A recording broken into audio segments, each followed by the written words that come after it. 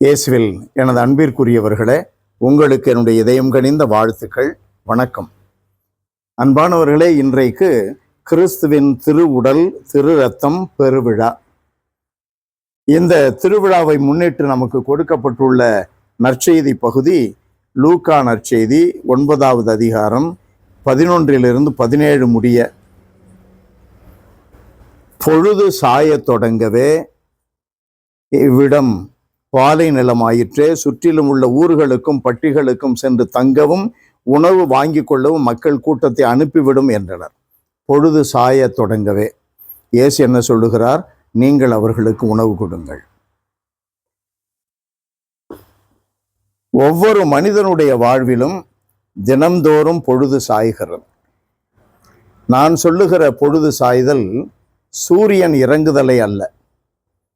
ஒவ்வொரு மனிதனுக்கும் ஒவ்வொரு விதமான துன்பங்கள், ஒவ்வொரு விதமான பிரச்சனைகள், நெருக்கடிகள், ஒவ்வொரு விதமான மன அழுத்தம், ஏதாவது ஒன்றின் வழியாக அவன் பொழுது சாய்கிறது, வாழ்வு சாய்கிறது, அவன் சாய்ந்து போகிறான்.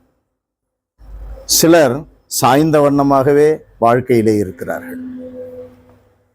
காரணம் ஆசை, காரணம் கடவுளை விட்டு பிரிந்து மனிதனை சார்ந்து வாழ்வது, காரணம் அவனுடைய பாவம், பணத்திற்கு அடிமை, மனிதனுக்கு அடிமை, கடவுளுக்கு அல்ல. பொழுது சாயும் பொழுது யார் நமக்கு உணவு அளித்து நம்மை நிமிர்த்தி வைப்பது? ஆண்டவர் இயேசு சொல்லுகிறார், அவர்களுக்கு உணவு கொடுங்கள். அன்பானவர்களே, அந்த உணவை குறித்து யோவான் நற்செய்தியிலே 6வது அதிகாரத்திலே நாம் மிகச் சிறப்பாக 35 நாம் பார்க்கிறோம். இந்த உணவை உண்பவன் தன்னை பற்றி சொல்லுகிறார். இந்த உணவை உண்பவன் ஒருபொழுதும் சாகான். இந்த உணவை உண்பவன் நிலைவாழ்வை தனக்குள்ளே பெற்றுவிட்டான். அன்பானவர்களே, நம்முடைய வாழ்க்கையிலே இந்த உணவு இயேசு ஆண்டவர். இது ஒரு அடையாளம்.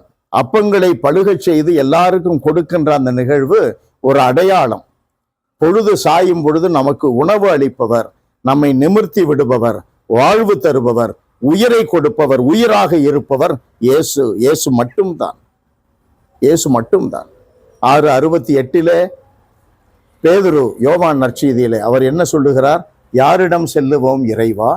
வாழ்வு தருகின்ற வார்த்தைகள் உம்மிடம் அன்றோ உள்ளன. 6:63 நாம் வாசிக்கிறோம். யோவான் நற்செய்தியிலே ஆண்டவர் இயேசு சொல்லுகிறார், நான் கூறும் வார்த்தைகள் உங்களுக்கு வாழ்வு தரும் ஆவியாகும். மனுஷன் செத்து போயிட்டா ஆவி பிரிஞ்சு போயிடுச்சுன்னு சொல்றான். ஆவி உள்ளே இருக்க வேண்டும் என்றால் இயேசு இருக்க வேண்டும்.